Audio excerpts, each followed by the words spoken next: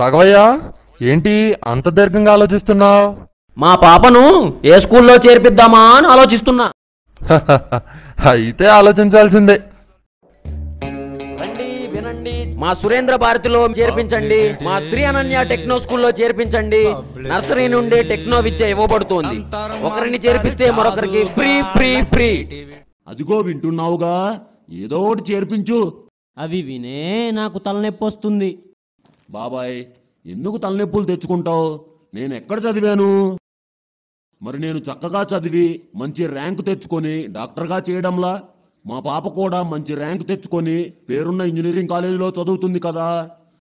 అవునవును,